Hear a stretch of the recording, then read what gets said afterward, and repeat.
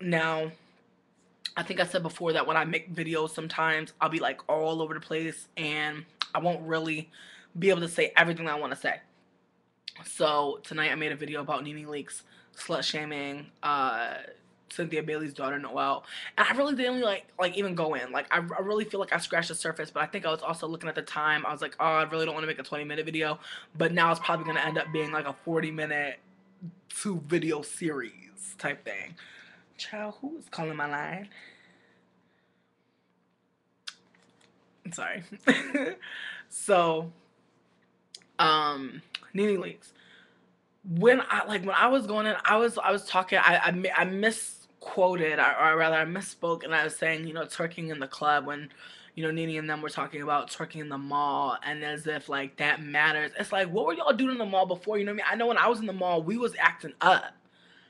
I can't think of any generation of peoples that was fucking with the mall that wasn't doing something wild, These folks need to stop playing like they always had coins, you know what I mean? A lot of these folks did not grow up rich, you know what I mean? So it's just wild to me how, like, they get up here and they're just like, you know what I mean? Because, like, we have to think about how privilege helps people posture. Coins help people posture like a mug. Let me tell you, once people get coins, that's when you notice people will drop shit off. I feel like Nene's gotten very reckless. Like the more money she gets, the more her story kind of falls apart. Okay, I'm gonna turn off my phone because like that's okay. And really, it's my fault. I don't know how to work this phone like that. So, I'm trying to figure out how to turn off the chime when the niggas try to email me instead. I don't know how it's gonna be. Boop boop. Okay. Thank you, Sabiri. Yes. So, anyways, getting back to it.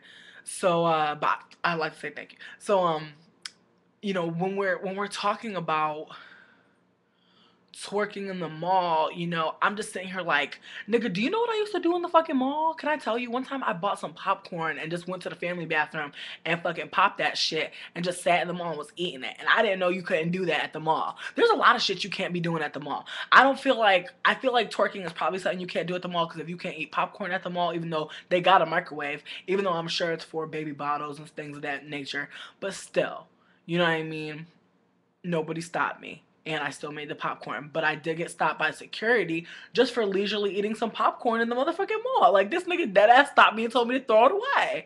And I was kind of tight because it was that cinnamon popcorn, you feel me? Like that cinnamon icing popcorn and shit. It was really delicious. So I was kind of just like, fuck. So I actually started eating it real fast and I threw it away and then I just like dipped. But I was kind of mad. But really, anyways, there was a lot of antics at the mall. You know what I mean? So I feel like they're also implicating like black girls specifically. They're talking about people twerking in the fucking mall. You know what I mean? Oh, they'd be twerking in the mall, and it's just like, even if I was motherfucking doing the Charleston, if I was singing Kids Bop karaoke in the fucking mall, that does not mean that I deserve to have some fucked up shit happen to me. That doesn't mean that I deserve to be left with a child. It doesn't mean any of those things, but like hearing these women talk is very strange, like how they speak about black women, because it's almost as if they're not black women. It's almost as if money and notoriety and privilege has helped them posture so much so that they can kind of look down. And I feel like that's part of oppression, is helping to oppress other folks. You know what I mean? And sometimes you'll be a part of that oppressed group and you'll be sitting up here, but sitting on your other privileges, and be looking down at folks, feeling like these folks are not you and you are not them, when that is not the case. In so many ways, we are obviously not each other's experiences, but we do have. And see, this is me speaking, obviously as a black woman, and noting my privilege as a light skinned person, noting that like, no matter how much I identify as black, folks do question my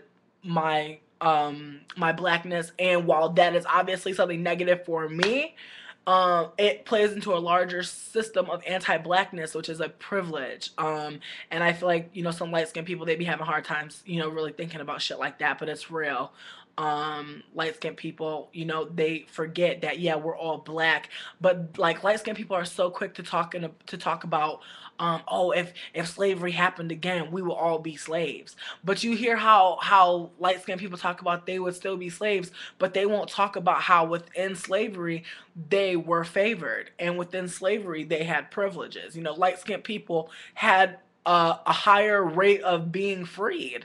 Light skinned people had a more cushier fucking life to protect that light skin. So it's interesting to me that like light skinned people will talk about slavery, but they won't call out the you know, the layers, you know what I mean? And again, as race is constructed, because I know there's people out there who like they don't want to talk about racism because they think all this shit is constructed, and while it is a construct, we live within it. So it's kind of like trying to you know, talk about the stars and the moons and the heavens, but you won't talk about the grass and the fucking earth. Like you won't talk about the shit we on right now, we fucking with right now, but you're willing to transcend your view to some other shit. So while I see you, we all humans, kumbaya, play the banjo, bitch. We gotta talk about this shit because there's healing involved here. But I think when we talk about you know, when we talk about people twerking in the mall as a negative thing, we talk about black women using their bodies how the fuck they want being a negative thing. You know, how many of us in here, if you are a black woman or a black person, a black genderqueer person, a black just a black fucking being, nigga, what up? You know, how many times have you been, you know, ostracized or called out for just doing something that you wanted to do, you know, like that you thought you had autonomy, but people around you wanted to check the fuck out of you and let you know you did not. And unfortunately for them, that's not the case. You certainly do have autonomy, but within the system, you know, people out here feel like when they have privilege, they want to tell you about yourself, you know. They feel like with all that privilege over you that they have the right and they have the perspective, which again is postured above you, to say some shit. Oh, Jordan, did you want to say something? If you want to say something, you don't have to say hand raise, unless you're saying hand raise and like salute to you or something. But like, I don't know. But if you want to say something, you can always say something. You don't have to feel like you're interrupting me. But when you, Plus Size Princess said, what did Nene say? Um, um, Sorry. When asked somebody asked me what did Nene say? Nene basically slut shamed Cynthia Bailey's daughter, and was just shaming her, you know, on the basis that she had a boyfriend and Cynthia didn't know, and Cynthia was being very lax, quote unquote, about it. I mean, honestly, like how up in arms should Cynthia be? And like, again, I want to say I've been saying Nene did not have a plot line. For her plot line to go way the fuck left like this just lets me know further that like she's just getting coins on this show. She's just holding space until she can be sassy black woman number what the fuck ever on the next sitcom run by whatever gay man that like loves the fuck out of like Nene's attitude, you know what I mean, and can afford to pay her whatever the fuck she believes that she is worth now based on her fucking fame. And that is fucking real. Like I would never try to hate on somebody getting their coins, but at the same time it's just like at the expense of who and what, you know. And it was just really disheartening because it's like, you know, somebody did, I'll leave a comment on my video and they said, you know, people on the show really weren't talking about Bryson. People weren't really talking about, um, you know, their child that was seemingly in distress and going through real fucking things. And I think that there was just like a level of just like silence and reverence for Nene's business. And I think that it's just interesting that in terms of Noelle having a boyfriend, and again, I feel like people be sexualizing kids. Like, what the fuck? It's like Noelle's mad young. If Noelle, like, what are you thinking? Like, why are you sexualizing this relationship? Like, you know, I wish like we really gave a fuck about young people enough to ask them what the fuck they mean. Cause like, you know, if if we said, if my child told me, I'm with this person, I'm dating them, all I would need to do is be like, well, what does that mean? Like, let's be real. You know what I mean? Like, that's like, it don't seem like it's that complicated to really navigate. As long as we're open and honest with what the fuck is going on. But again, I think that, like, we have to really consider, you know, the child, as an equal person. And that's what I meant when I was saying, like, challenging the power dynamics between child and adult. The idea that as an adult, I have absolute power over you. As a child, it's just like, it's not realistic. You know what I mean? It sets not only the child up for fucked up shit, like in terms of feeling abandoned, it sets you up as a parent in terms of you feeling like you have to be there in every fucking waking moment of this child's life, in every stressful situation. There are situations where you're gonna have to let your child figure it the fuck out. Like, that's part of life. And I'm not saying, like, they have a boyfriend and girlfriend, you don't talk to them about it, but that's like, you don't try to persuade them into following your way of doing things. If at 13 you personally weren't dating, I know I wasn't dating at fucking 13. I know I personally wasn't dating at 13. I dated people way late in life. And I knew that, like, when I was younger, I was sad about it, but, like, I think, like, looking back, I was sad about, like, nothing really. Cause, like, whoever the fuck would have wanted to hold my hand or be with me or whatever, it's like, is that like real? You know what I mean? Like, there were just so many, like, couplings happening, like, and not to invalidate anybody's, like first grade boyfriend, third grade crush, boo boo, whatever, booski. I'm just saying, like, I feel like for a little while I was very bitter about, like, not having dated, like, when I was younger. But it's like, being in relationships now as an older person lets me know that, like, in a lot of ways I'm not ready to be in a relationship, like, to be real. Like, I feel like my partners, like, are also people who are struggling, in terms of, like, having interpersonal relationships with other people that are, like, focused on fucking healing and not focused on, like, damaging each other, but also not focused on, like, some bullshit ass essentialist tip where, like, one of us is a provider and da da da da. It's more about, like, the times and memories we want to create together outside of capitalism, while also being mindful of ways, like that bills do need to get paid and we do want to pay for fun and stuff like that. But, like, without the added pressure of, like, societal, like, bearings on people. I feel like we get into these modes very quickly when we're dating people of, oh, well, they should do this first, or they should call me, or, you know I don't have time for that shit. And I feel like, I can be kind of cold in relationships. But what someone might say is cold, I would describe as perhaps, being more introverted and just, like, needing more energy to really re-energize and, like, really be able to be around folks and really be able to give my energy to people's. Um, but I kind of went on a tangent. I'm sorry about this. Let me read. Uh, Yes. POC with money do be feeling a certain type of way. Listen, me and my homie was talking about it. Shout out to you, Jody. We were talking about that black capitalist shit. And I think it was more so the fact that we were talking about and talking to mainly black trans folks about situations. But, like, it seemed like, I don't know. I just noticed that when people were struggling, they were a whole lot more communal. You feel me? Niggas was really in the community when they didn't have shit. But I noticed when people started getting up on their own, like, making their own coins and doing them, it just seemed like that's all they were focused on, was getting coins and doing them. And that's what it became. It became them just, like, trying to see how much more they can accumulate, how much more power they could have, how much more they could posture. And that's what I think privilege is, because I feel like some people want to not talk about privilege. They don't want to call it privilege because white people be getting mad, or privileged folks, excuse me, be getting mad about, shit that is real, call outs that need to happen.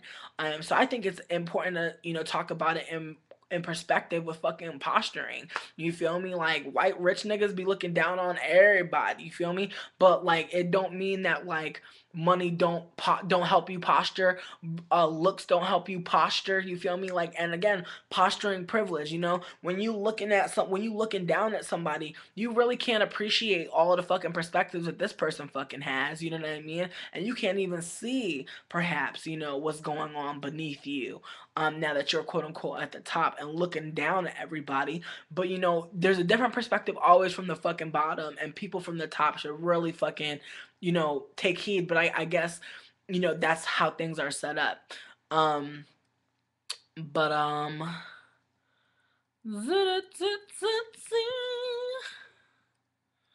exactly. Exactly. Like I think dating is whack, to be honest. Like I think like at 13, I don't know what the fuck dating is at 13. And like that's again not to shame and not to shade. It's just like for me, I was just very awkward, and like again, we got to talk about our experiences, you know. I'm like a very like Noelle's growing up like upper middle class. Like you feel me, like son, like you over here talking about some, oh, I took your credit card and bought some books. Like bitch, let me take my mama's credit card ever. You feel me? Let me look at my mama's credit card too long. You know what I mean? It's just like different lifestyles, and like people are just living a different lifestyle. Like my mom was like more in my life because like while she did work, you know, she was still nosy, and so that wasn't on a TV show and trying to run a damn modeling agency. You know what I mean? Cynthia is a busy person, and while Noelle has like three parents, it don't mean that like, you know, Cynthia's time with Noelle isn't like, you know, sometimes compromised, you know? So it just makes me think, you know, like, you know, Noelle has the ability to go and be dating somebody and then telling their mom nonchalantly and shit, you know what I mean? Me, if I like somebody, if I write it down in my journal, my mom will read it. And I feel like somebody else was talking about like black mama privacy and like how niggas would just be busting in, be like, and it's true, like my mom, like, child, like my mom just is the busting in type, is the open and male type. I don't know, like I don't want to sit here and implicate all black women as or black female assigned at birth folks as like people being open and male committing federal offenses and shit. But I think that like I know of some instances where mail has been opened, and I feel like some niggas in the chat may know what I mean. um Word. Word, that's real.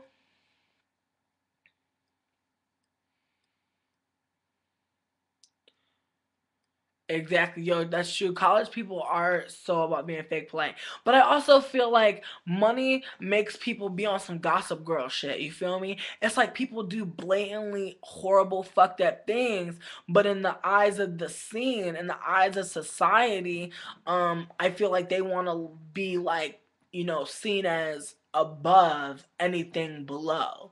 And therefore, they will posture and they will side eye, but they will also have blind eyes to abuse and situations of just disharmony and neglect.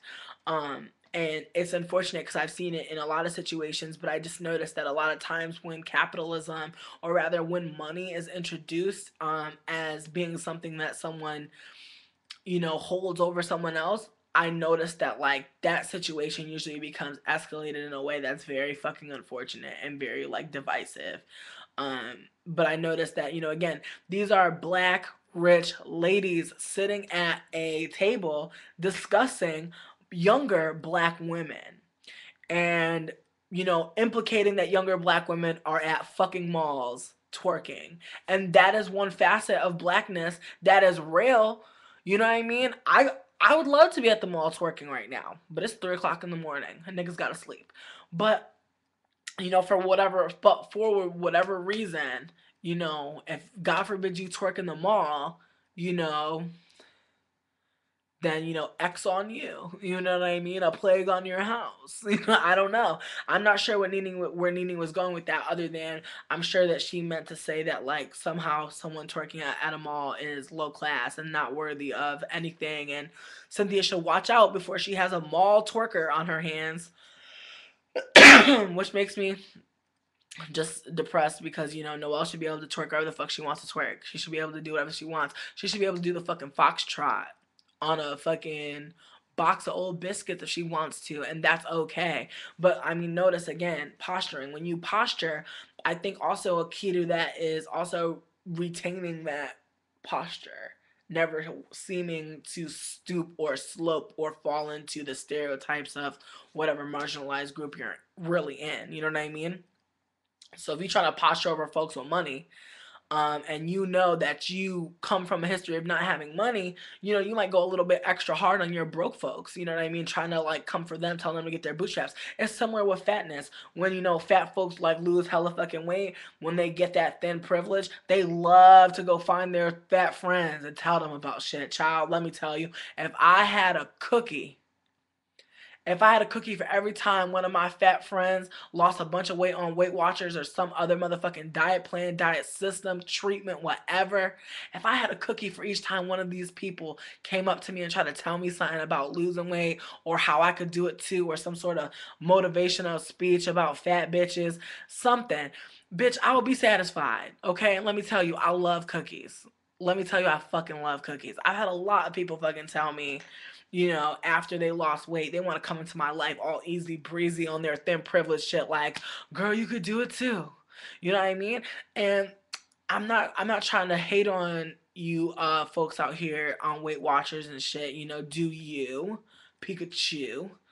But I'm not here for that shit. You know what I mean? But like I just noticed when people come from a marginalized group, they get their little boost in whatever fucking way they can, whatever little privilege they get popping, they want to look down and comfort folks. And I feel like that's a big part of privilege. Like you need to analyze whatever the fuck privilege you have, analyze the folks that are oppressed by that shit and really see how you can help these niggas without being fucking condescending and without being fucking like uh on some savior type shit, thinking that you being so selfless. Nigga, it's what you supposed to do. When you get privileges for doing nothing, for literally just fucking rolling out of bed and just fucking existing, it's not fair to the folks that actually put fucking time and work into the shit and are constantly kept out because they don't have the fucking privileges that you had, that you did not earn.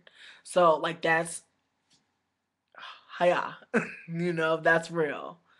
Um oh, chocolate chips, bitch. Chocolate chips. Um Oh, I'm sorry. I saw a video from one of those inspirational yada yada people. She was a black woman and pretty religious. She talked about women who twerk have no self respect. It makes you think, what does she think about her life and how she got to be where she is now? Nene, I mean. There's something internalized there. No, I agree because the thing is, like, Nene was also a sex worker. Nene was a stripper. I'm pretty sure strippers were twerking on poles and doing all types of tricks and things of that nature. Um, who are you to judge? You know, even if you didn't, even if Nene fucking like was in the church all day, even if Nene fucking like lived underground, even if Nene lives in a fucking a box, you know what I mean? Even if Nene lived in a fucking treehouse, you know what I mean? It's still nowhere in life are you in a position to be judging somebody. Nowhere in life. You know, nowhere in fucking life. You know, nobody out here is living for you. And I think that when people realize that, when you realize that you're not living for nobody else, I think that's more powerful. But really realize people that are not living for your ass. But also important, realize that you are not living for nobody else. You are living for fucking you. You gotta fucking put yourself on the motherfucking pedestal and really care about you.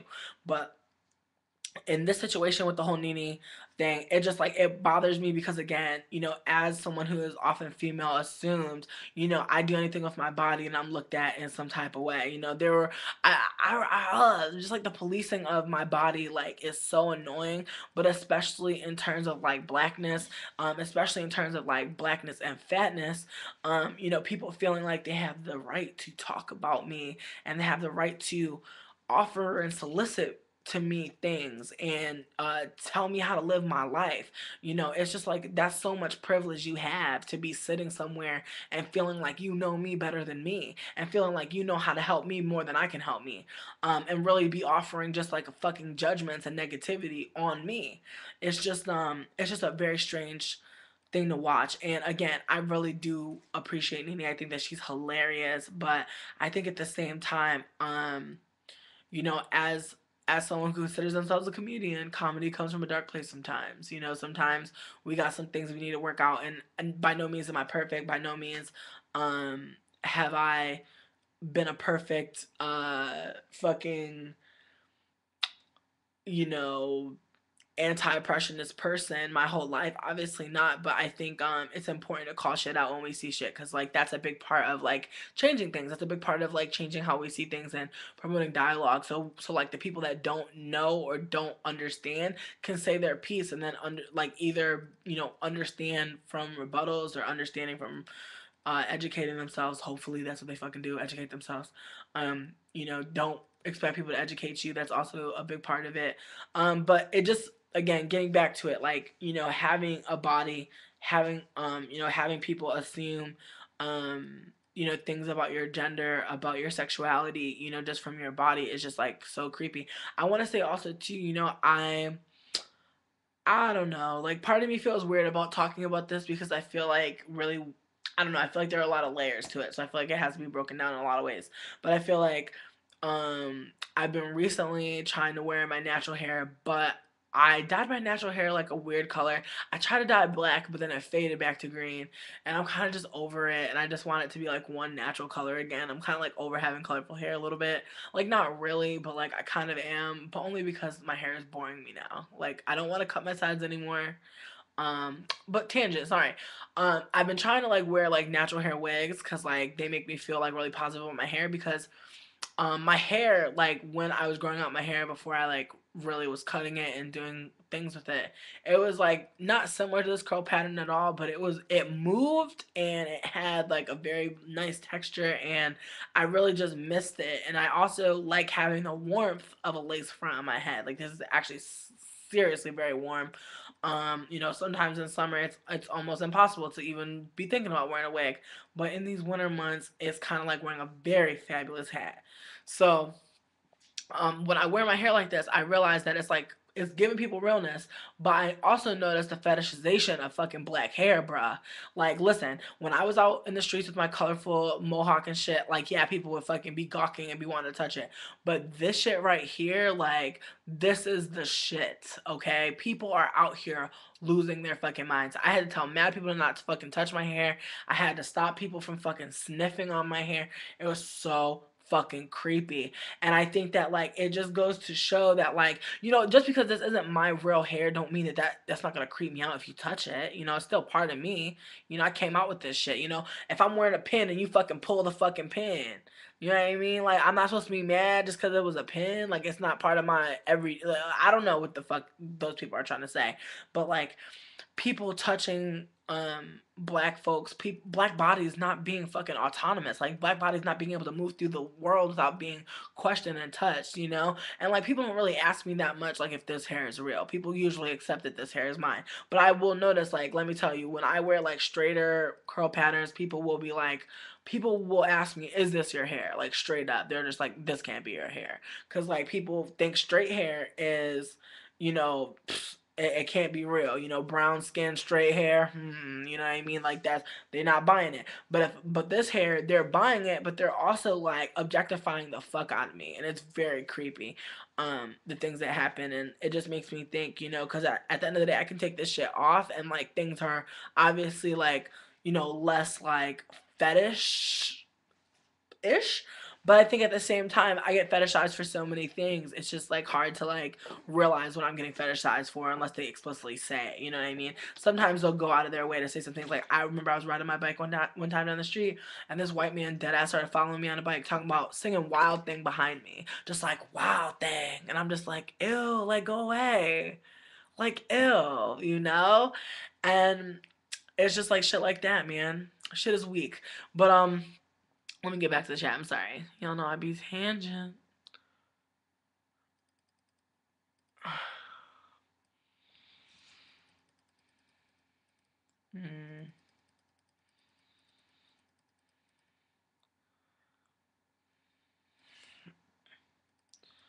mm, body policing.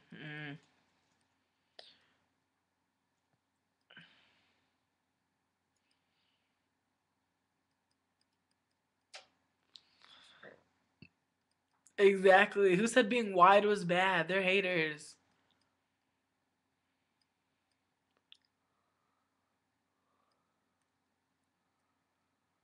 Mm, mm. Who do you find that makes the most comments? I would say white men. White men are the creepiest dudes ever. Like they are the ones that like will touch it, will say the weirdest things, and like white dudes are blatantly racist. Like I mean, like when I was working that magic shop, child, let me tell you, I had so many instances. Like I remember I said one time, like one white dude came up to me and was like, he was like, "Have you seen that Chris Rock movie, Good Hair?" And I was like, "Yeah." He was like, "I learned a lot from that movie, like not to touch it." And I was like, Chris Rock had to tell you, bitch, in 2000, whatever the fuck, that your old ass shouldn't be touching people's hair. Like, come the fuck on. You know what I mean? That's a shame. You know what I mean? I'm glad you got some church, bitch. But, like, damn. You know what I mean?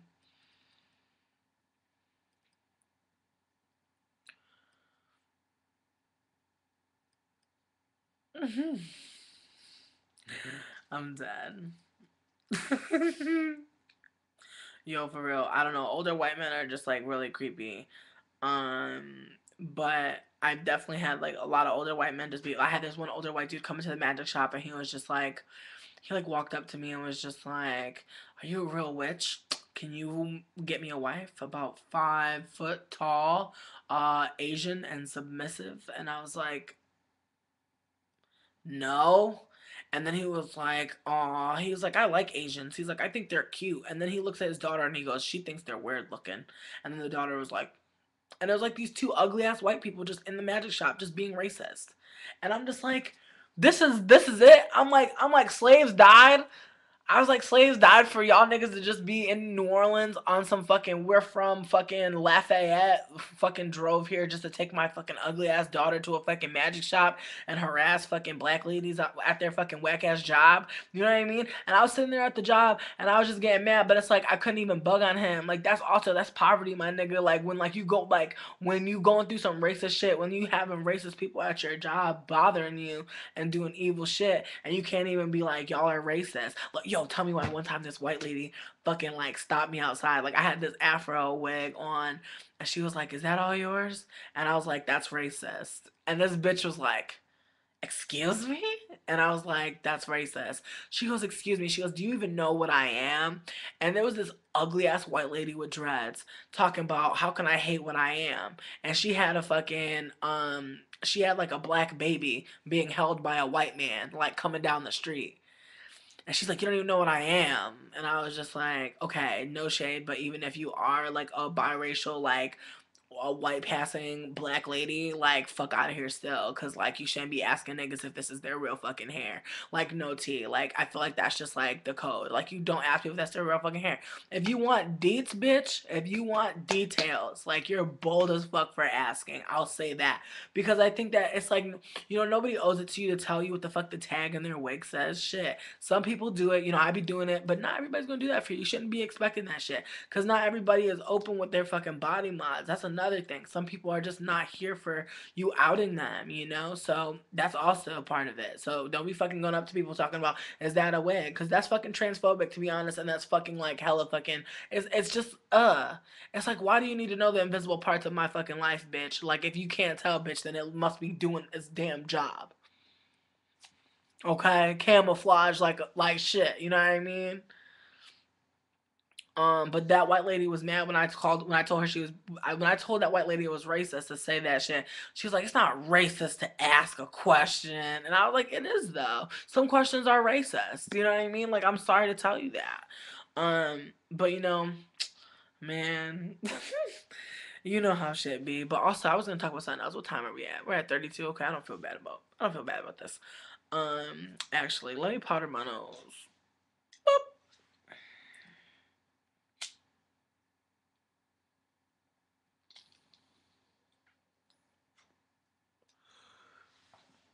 Oh my god.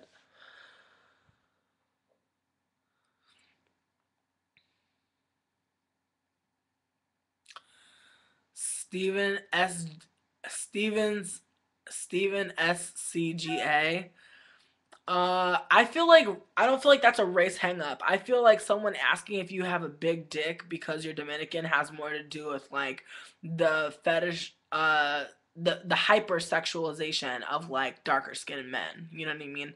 And it's like it's very disgusting and very pervasive because it gives black men this allure, or fucking not allure. I shouldn't say that, but it gives like black men, quote unquote, because like we're talking about the stereotype, we're talking about it through a lens of like whiteness. We give black men this hypersexualized uh sexually deviant connotation, which means white women rebel and fuck black men. Um, other women, even other, women of color, um, and other folks, sexualize blackness in a way that is like very repugnant and very othering, and exotifying, kind of like, when like white ladies go to like fucking Jamaica, they be doing like Dial Rasta and shit. They just be fucking black dudes just because, you know, of like the implied like sexual promiscuity of like younger black men. Um, exactly, Amber. Exactly, Amber. People like if somebody asks you like if okay, I'm sorry, I'm like not trying to have my boobs like super on cam. I mean, like I'm pretty sure almost everyone here has seen my boobs though, so it's really not that serious. Let me see. Yeah, no, I agree. I think people asking you about your weave is fucking ridiculous. I think it's fucked up. And I've always felt like that, but I also felt some type of way about I've always been shamed for wearing weave, and I feel like that's also because of beauty culture. I feel like and this is me not trying to be like extra. This is me just trying to like break down what I think.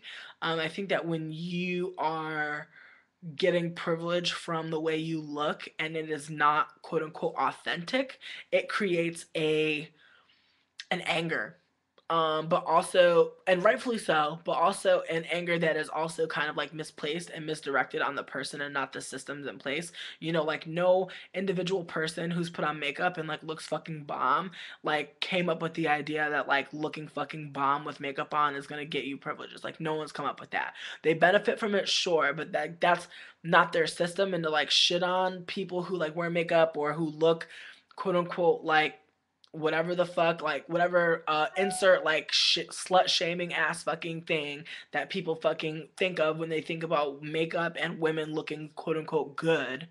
Like, oh, I'm gonna go for my slut look, oh, my whore look. You know what I mean? Notice that. Notice like we imply sex work with our looks, but we don't stand in solidarity. With sex workers. We'll talk about how we have our whore outfit, but like we're not whores, or rather, we'll fight to say we're not whores, or we'll say, we're not a whore.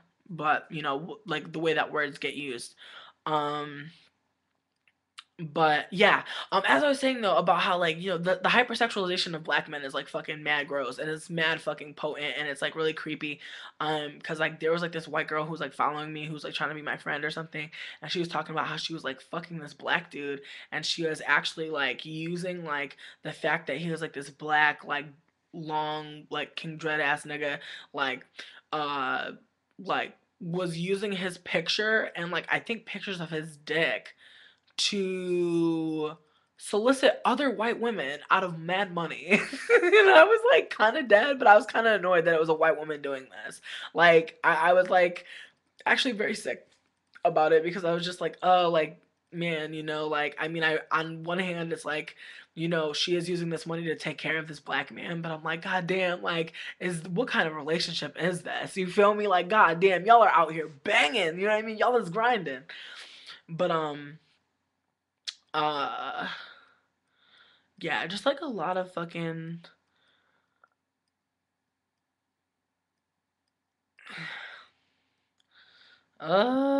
creepy people.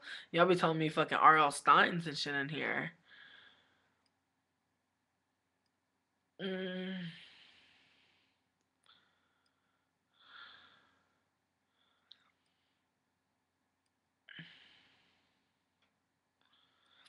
Yeah, but you know what though? I think you have to look at like femininity and like what womanity has been like shown to be. I remember I saw like this picture that said like Disney gives girls unrealistic hair goals. And I thought it was really funny because like Like they're so threatened by black hair they won't even have a black princess. You know what I mean? Like what like natural hair. Like Tiana shit was perm to the gods. You feel me? And like no tea, no hate, no hate.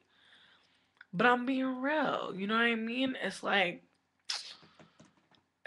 fuck, you know? It's just like when black women are constantly like reminded that like they're not delicate, they're not beautiful enough, they're not innocent enough, they're not pure enough, you know, it's just so fucking overwhelming.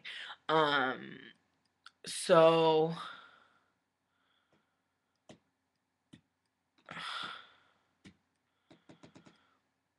I'm dead. Yeah, nobody asks white women if she has extensions, unless, but no, you know what's funny though? Like, most of the time when I see white girls with extensions, you could tell. And so that's what makes me laugh about people talking about ratchet, like black girls and weaves. Cause I'm like, yo, if I had a camera for every time I seen a white girl in fucking CVS, with some clip-ins that were mad visible. Like, come on, you know? Like honestly, I've seen a couple black ladies with their hair done so fucking bomb. I wasn't sure if it was a U part wig, a lace front, tracks, some clip-ins, some fusions. I was not sure. I was looking at the shit like a Rubik's cube. I was like, but I was loving it. You know what I mean? I was confused, but like gagging at the same time. I was having a whole bunch of fucking outer body fucking experiences.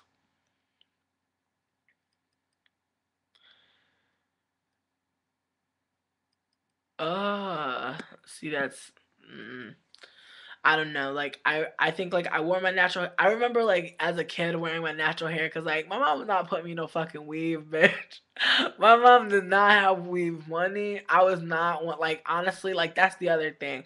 My mom is a white passing black woman of color who um like while my mom grew up around like other black folks and did have black folks in her life, my mom had no fucking idea how to do my fucking hair. So like I had to learn to do my hair and that's why I can do hair now cuz like my mom really was not helping me. But I had a situation where you know you know not every black woman has the same experience. Um, so I think when I was wearing my natural hair out, I remember like people would say things like I had my afro was out and like I don't know, my hair texture is kind of like it's weird because it's like I always hated my hair texture like when I was like little, and it fucks me up because I was like just watching a video like before I like bleached the fuck out of my hair and really fucked up some of the texture of like the like length of it. Like it was really bouncy and fluffy and it looked so beautiful and luxurious. And I was always like thinking like if I bleached it more, it would feel softer, but it was so soft and nice. Like I was just like, what the fuck? And I think that that was part of like my partner, like at the time, like making me feel like my hair wasn't like nice because like they like that was like they're a white person, so like they're not gonna fucking be able to like see the beauty of my hair. Not saying all white folks can't see the beauty of black folks' hair. I'm just saying like my hair was fucking bomb before I fucked it up, and like I shouldn't say it's fucked up, but I want to say that like I definitely bleached it more than it should have been bleached. So now the shit is fucking rusting. But I'm excited because like when I saw what it was looking like, I know that my hair is gonna grow back. I know it's gonna have another growth period where it's like gonna do its damn thing, and it's already growing back and it's already looking fucking healthy as fuck. And I'm just not gonna bleach it like this ever again. I've learned my lesson. This is like the second time I ever bleached my hair really, and like the last time honestly. Like maybe I might lighten it up a little bit, but I'll never change my hair texture again. Like that's just something I'll never do. Cause honestly, if you bleach your hair too much, your hair starts feeling like white people hair. It was really gross. It was really freaking me out. And like my hair would get wet, and then it would take forever to dry, and they'll be just like feeling so slimy and limp. It just feels so dead. Ugh, it just makes me so sad. But bitch, I got that apogee, so I'm good. Um, dude, like I think like I would super always choose a man of color over a white man as a partner any day. I think that like my white partners have just been from like assimilation. I think honestly, I think a lot of POC who date white folks are just trying to assimilate in some way or another. Not to be shitty to them, not to be shitty to that person. I'm just saying that I feel like in some ways, like having a white partner, it is a status symbol in other ways too. I will say that a lot of my white partners, they have like white dudes just get so much free stuff, dude. Let me tell you, all these white dudes that I've ever hooked up with, they all got these like free things, like from some work thing or something. Like all these white dudes out here are very taken care of, like let me tell you. And I feel like in some ways, because like um I don't know, I feel like in some ways, part of my legacy of poverty is like being with a partner in order for stability. So I feel like finding a white partner is always like kind of like easy, because they're like always like trying to fucking be somebody's goddamn daddy. That's the fucking patriarchy though. That's the part of it. But then also, I noticed that whenever I'm like dating men of color, they're like very much like more interested in like having like their own defined space and not really trying to like build something. And not saying that's all of them. I'm just saying that like a lot of, I feel like all of the men of color that I've really dated were like more interested in looking and like more interested in like them instead of worrying about an us or a we. And like that's not to say that anyone is fucked up. It's just to say that like I find that for myself, I like to be in situations where people are like more worried about me. And I feel like it's harder for men of color to really like give a fuck about me as a black fucking as a black woman. They're just really like not here to like, coddle me or anything like that. And I feel like white dudes will coddle you. That's some real shit. And like, I'm not gonna lie, I'm not gonna act like that's not part of.